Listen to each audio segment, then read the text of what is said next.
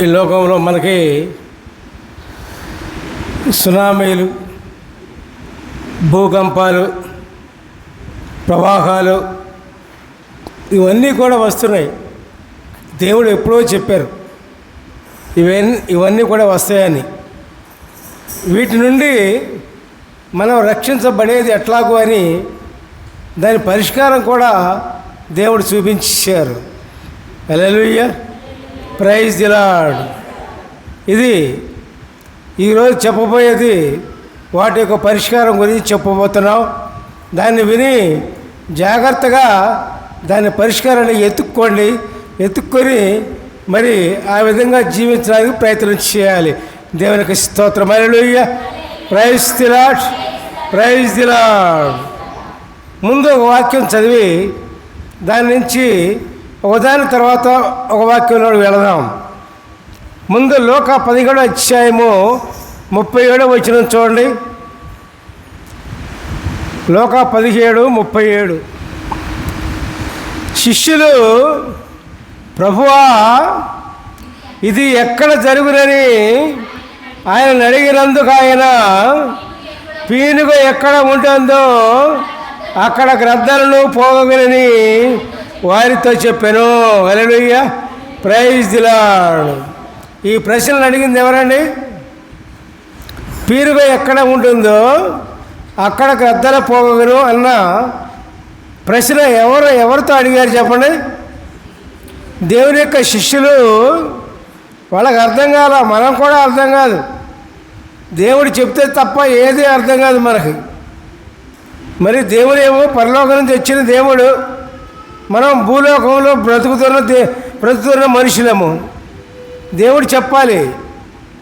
మరి శిష్యులు యేసు ప్రభువుని అడుగుతారు, అయ్యా ఇది ఎక్కడ జరుగును? ఏది పీనుగ ఎక్కడ ఉంటుందో అక్కడ గ్రద్దలు పోగొను అన్న విషయం ఇది ఎక్కడ జరుగునయ్యా అని అడిగారు. జాగ్రత్తగా అర్థం చేసుకోండి. ఈ వాక్యాన్ని నేను చాలా చోట్ల విన్నా. ఏదో వాళ్ళ ఇష్టం వచ్చిన భావాలతో చెబుతూ ఉన్నారు. ఏదైనా దేవుని వాక్యం అర్థం కావాలి అంటే దేవుని ఆత్మ ఉండాలి.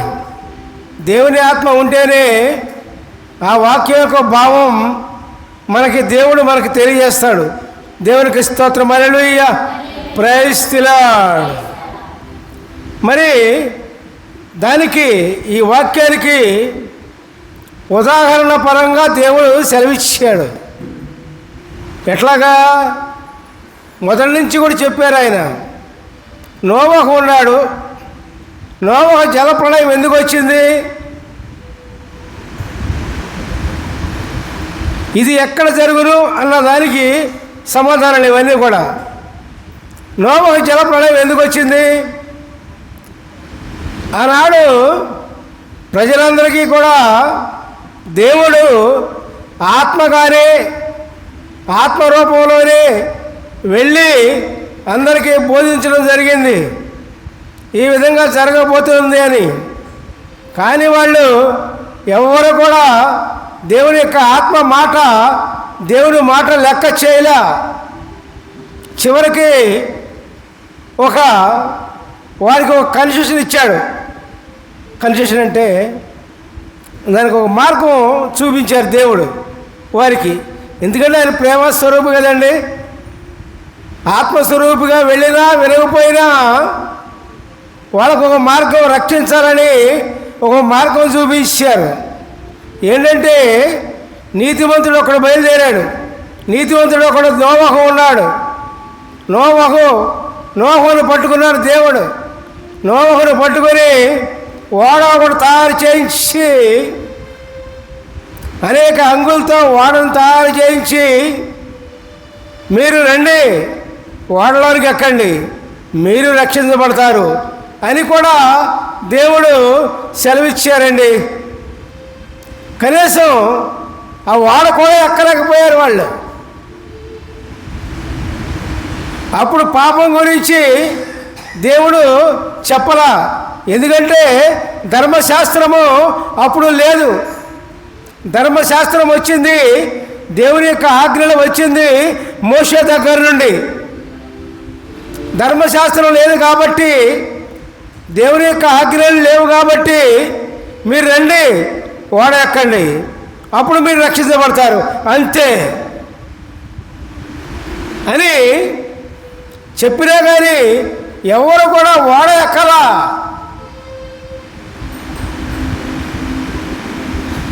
ఇంత ఇదిగా చెప్పినా సరే వారి రక్షణ కొరకై చివరకు నోవాహు కుటుంబం 8 మంది. 8 మంది ఎవరు? నోవాహు భార్య, 3 కుమారులు, 3 కోడళ్ళు.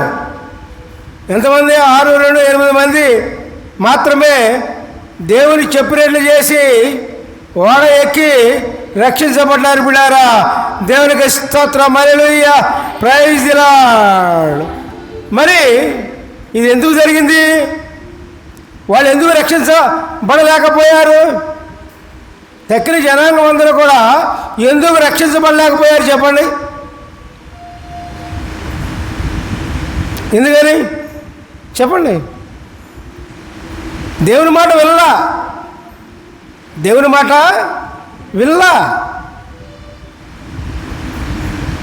దేవుడు ఎన్నో ఛాన్సులు ఇచ్చారు వారికి రక్షిద్దామని, కానీ వాళ్ళు ఎవరు కూడా వినలా. నోవాహు అంటే దేవునితో నడిచాడు, దేవుని మాట విన్నాడు, మంచిగా ఉన్నాడు, ఒక మంచి కుటుంబీకుడిగా ఉన్నాడు. అందుకని అతని కుటుంబం రక్షించబడింది. బిడ్డారా, దేవునికి స్తోత్రం. అట్లాగే ఈ లోకంలో దేవుని మాట విన్న ప్రతి ఒక్కరు కూడా ఎటువంటి ఆపదలు వచ్చినా, ఎటువంటి కష్టాలు వచ్చినా, ఎటువంటి బాధలు, వ్యాధులు, కష్టాలు వచ్చినా సరే వాళ్ళు రక్షించబడతారు. ఎవరు? దేవుని మాట విన్న ప్రతి ఒక్కరు కూడా. ప్రియులారా, దేవునికి స్తోత్రం. దేవుని మాట వినాలా అక్కర్లేదండి?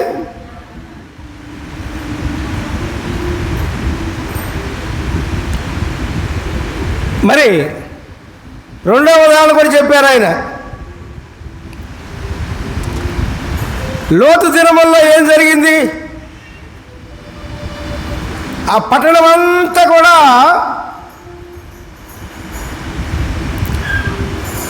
పాపంతో నిండిపోయింది.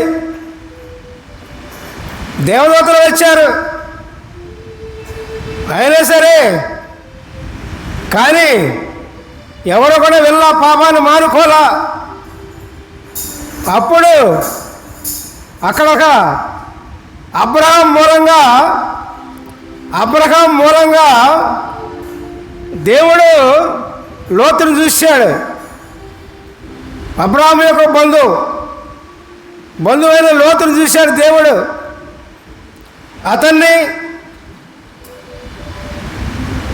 అతని కుటుంబాన్ని, మీరు వెళ్ళిపోండి, ఈ పట్టణం నుంచి మీరు వెనక్కి తిరిగి చూడకుండా మీరు వెళ్ళిపోండి, మీరు రక్షించబడతారని చెబితే,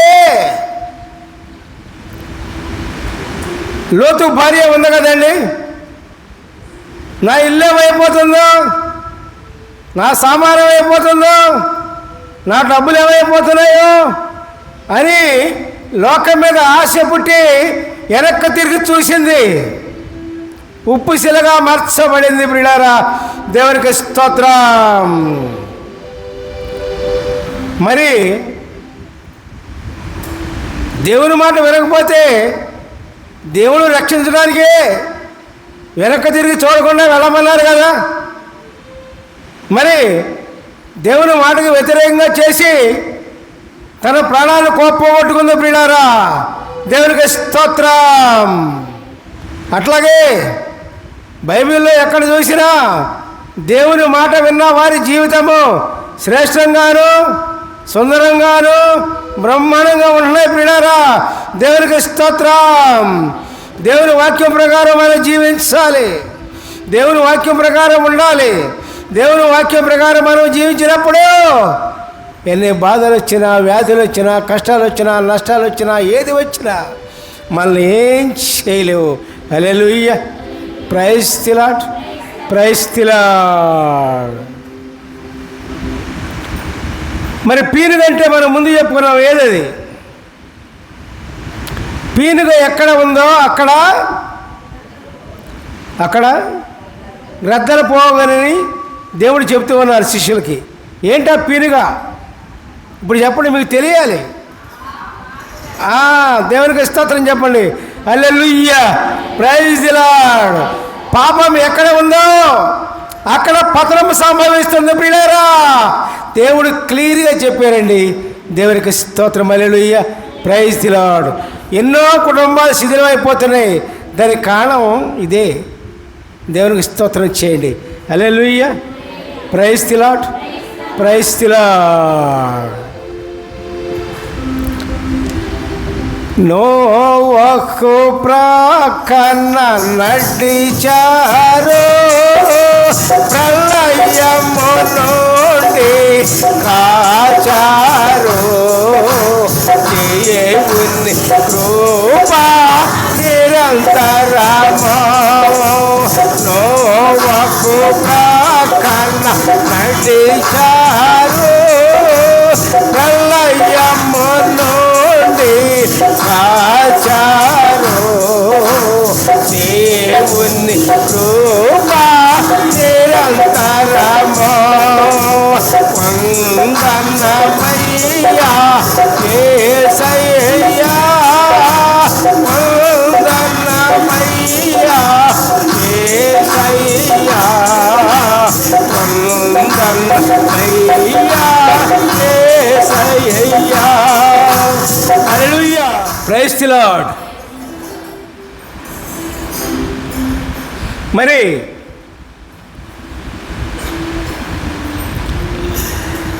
ఇక్కడ ఇంకో సంఘటన మనం చూద్దాం.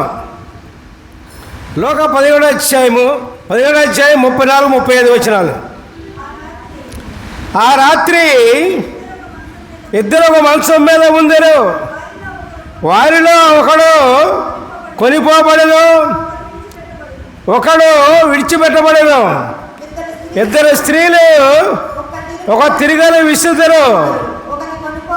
ఒకటి కొనిపోబడెను, ఒకటి విడిచిపెట్టబడెను. దేవునికి స్తోత్రం, హల్లెలూయా, ప్రైజ్ ది లార్డ్. ఈ సంగతి ఏంటి? ఈ విషయం ఏంటి చెప్పండి. అంతకుముందేమో నోవా జలప్రళయంతో నోవా కుటుంబం తప్ప అందరూ నశింపయ్యారు. సొదొమ గొమొర్ర పట్టణంలో లోతు తప్ప ఆ పట్టణం అంతా నశింపైపోయింది. ఇది బాగానే ఉంది అంతవరకు, అవునా? మరి ఇక్కడేంటి? ఇక్కడ ఇద్దరు ఒక మంచం మీద, ఇద్దరు స్నేహితులు కావచ్చు, ఇద్దరు మిత్రులు కావచ్చు, ఎవరైనా కావచ్చు. ఒకడు కొనిపోబడతాడు, ఒకడు విడివబడతాడు. తర్వాత తిరుగుళ్ళు ఇప్పుడు లేవులే, ఉన్నాయా తిరుగుళ్ళు? తిరుగులు ఇసిరేటప్పుడు ఇద్దరు ఇసిరితే ఒక ఆమె కొనిపోబడుతుంది, ఇంకొకళ్ళు విడిచిపెట్టబడతారు. వీళ్ళెవరు అంటే దీనికి మనం ఉదాహరణ తీసుకోవచ్చు. 1720లో ప్లేగు వ్యాధి వచ్చి అనేక మంది చనిపోయారు. ప్లేగు వ్యాధి 1720లో మొత్తం అందరూ పోయారు. 1820లో కలరా వ్యాధి వచ్చింది, అనేక మంది పోయారు. 1920లో స్పానిష్ ఫ్లూ వ్యాధి వచ్చింది, అనేక మంది పోయారు. 2020లో కరోనా వచ్చింది. కరోనా అందరూ తెలిసింది కదండి, వచ్చింది. మరి అనేక మంది పోయారు. దానిలో కుటుంబాలు పోలా, దానిలో ఒక్కొక్కరు పోయారు. పిల్లలు పోవచ్చు, తల్లిదండ్రుల్లో ఒకడు పోవచ్చు, తల్లిదండ్రులు పోవచ్చు. ఆ విధంగా కుటుంబాల్లో కొంతమంది మాత్రమే పోయారు, కానీ అందరూ పోరా. ఇదేమంటారు? ఇదే అక్కడ ఇటువంటి ప్రమాదాలు జరిగినప్పుడు ఒకడు విడిచిపెట్టబడతాడు, ఒకడు కొనిపోబడతాడు. ప్రియులారా, దేవునికి స్తోత్రం. కాబట్టి ఇటువంటి అవంతరాలు జరగకుండా ఉన్నారంటే, జరిగినా దాని నుంచి రక్షించబడాలంటే, విమోచించబడాలి అంటే మనం ఏం చేయాలి?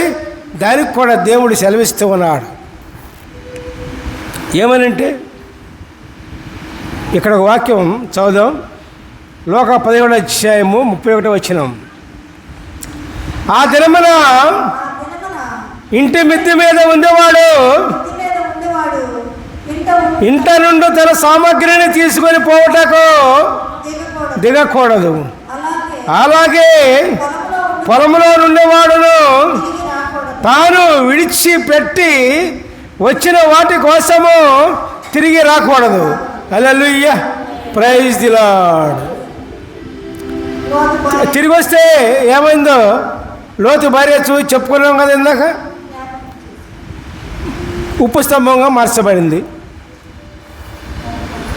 ఇక్కడ మనకు అర్థం కావాల్సింది 2 పాయింట్లు ఉన్నాయి. ఏంటది? ఇంటి మిద్దె మీద ఉన్నవారు ఎవరు? పొలంలో ఉన్నవారు ఎవరు? చెప్పండి, మీకు తెలిసినంతవరకు. మీకు ఏం తెలిసిందో చెప్పండి. తెలుసా లేదా? చెప్పండి ఒకసారి. తెలిస్తే చేతులు పైకెత్తండి.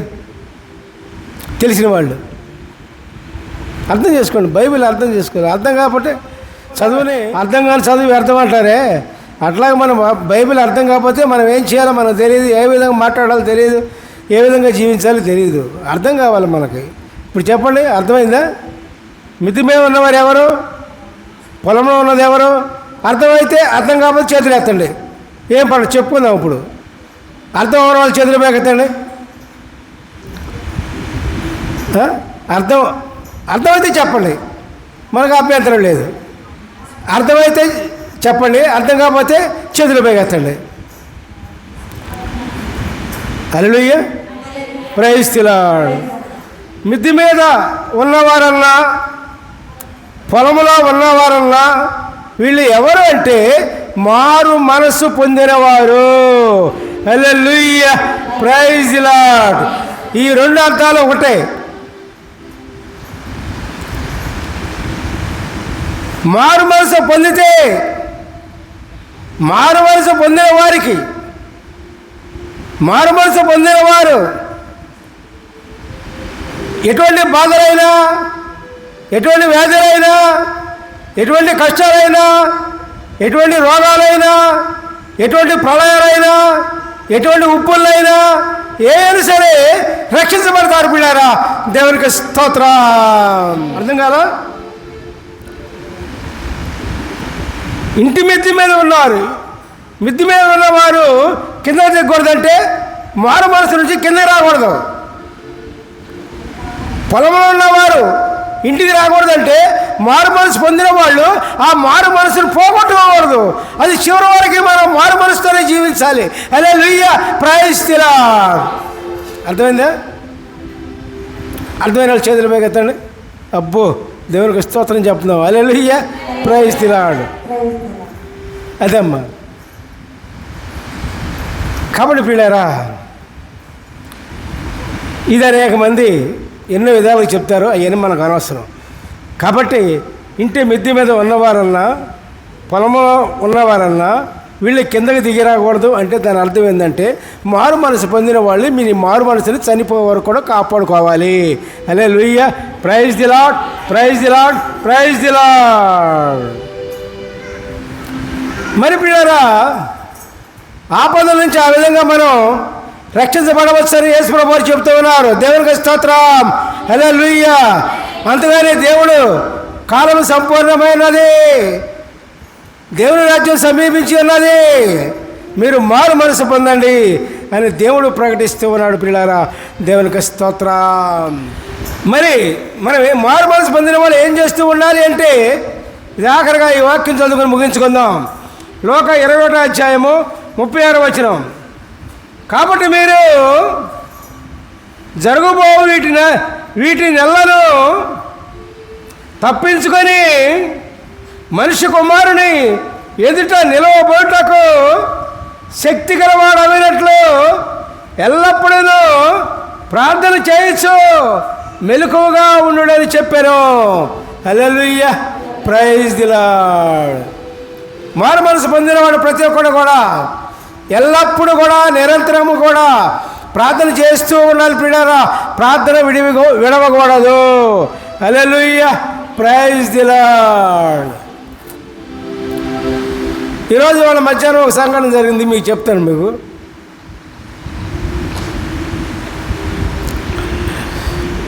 నేను రోజుకి 3 సార్లు నేను ప్రార్థన చేసుకుంటా ఉంటా. ప్రార్థన స్తుతి రెండును. ఉదయం పూట చేస్తాను,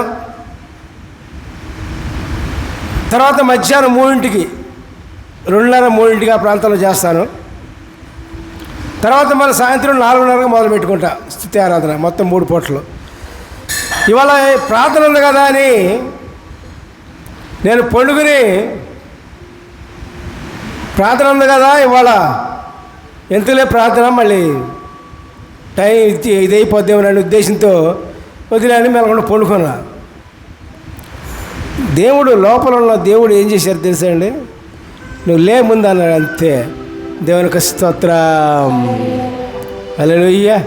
ఆ వెంటనే నేను బిత్రపోతా, భయపడి లేచి ప్రార్థన కూర్చున్నా. కాబట్టి పిల్లరా, దేవుడు మనలోనే ఉన్నాడు.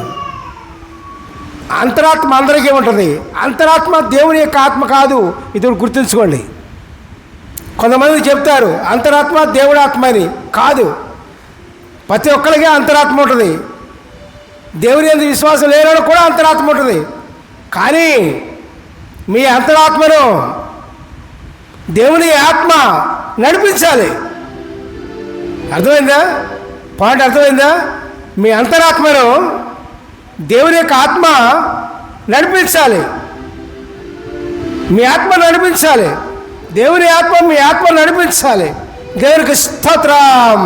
హల్లెలూయా, ప్రైజ్ ది లార్డ్. కాబట్టి ప్రియులారా, మనం మారు మనసు పొంది చివరి వరకు కూడా ఆ మారు మనసును జాగ్రత్తగా కాపాడుకోవాలి. కాపాడుకునే బాధ్యత మనదే ప్రియులారా. కాబట్టి ఇది జాగ్రత్తగా గుర్తు చేసుకొని ప్రియులారా, రక్షణ జీవితం చివరి వరకు కొనసాగించండి. ఎప్పుడు స్థుతించడమే, దేవుణ్ణి మహింపరచడమే. పనులకు వెళ్ళేవాళ్ళు ఖాళీగా ఉన్నప్పుడు నువ్వు దేవుని స్థుతించండి, దేవుని త్యాగం చేయండి. కాబట్టి పిల్లారా, ఆ విధంగా మనం చేసినప్పుడు మనం అనేకమైన ఆపదల నుండి మనం రక్షించబడతాం. దేవుడు రక్షిస్తారు పిల్లారా. ముందే చెప్పారు కదా అన్నీ కూడా. మరి ఈ విధమైన సునామీలు కానీ, ఉప్పెళ్ళు కానీ, ప్రళయాలు కానీ, రోగాలు కానీ, అంటురోగాలు కానీ ఏమన్నా వచ్చినప్పుడు మనం రక్షించబడాలంటే, దేవుని చేత రక్షించబడాలంటే మనం ఏం చేయాలి? మారు మనసు పొంది మారు మనసు నుంచి దిగి రాకూడదు కిందకి, మళ్ళీ మామూలు లోకంలోకి వచ్చేయకూడదు. మారు మనసు పొంది ఆ మారు మనసుని జాగ్రత్తగా పట్టుకోవాలి. బంగారాన్ని వెండిని కొనుక్కుని జాగ్రత్తగా దాచుకుంటారే మీ వస్తువుల్ని, అంతకంటే ఎక్కువగా దాచుకోవాలి. మీరు మారు మనసుని జాగ్రత్తగా మరి కాపాడుకోవాలి. అది కాపాడుకునే బాధ్యత మనదే. ఇంకో రెండోవాడు ఎవడో వచ్చి మనం మారు మనసుని కాపాడరు, మనమే, మన బాధ్యత అది. కాబట్టి ప్రియులారా, దేవుడిచ్చిన మారు మనసుని, ప్రభు ఇచ్చిన మారు మనసుని మరి జాగ్రత్తగా కాపాడుకొని మనం జీవించాలని కోరుకుంటున్నాం. దేవునికి స్తోత్రం. Hallelujah, praise the lord. చిన్న ప్రార్థన చేసుకుందాం. ప్రభు మీ పాదాల కొందరంలో స్తోత్రములు. పరిశుద్ధుడా మీ కొందరంలో పరిశుద్ధుడా మీకు స్తోత్రం ప్రభు. పరమోజుడా మీ కొందరంలో పరమోజుడా మీకు స్తోత్రం ప్రభు. అయ్యా, కూడుకుని వచ్చిన బిడ్డలందరినీ మీ పాదాలను పెట్టినా ప్రభు. అయ్యా తండ్రి, ఎస్ఐ వీరిపై మీ కష్టం వచ్చి మీ ఆత్మ నడిపించమని ఈ యొక్క ప్రార్థన అంతే నజనేసి ప్రభు దీవెనామం బతిలాడుకొని అడుగుతున్నాం తండ్రి. సమస్త మహిమ ఘనత ప్రభావాలు మీకు నామానికి చెందినగా. హల్లెలూయా, ప్రైజ్ ది లార్డ్.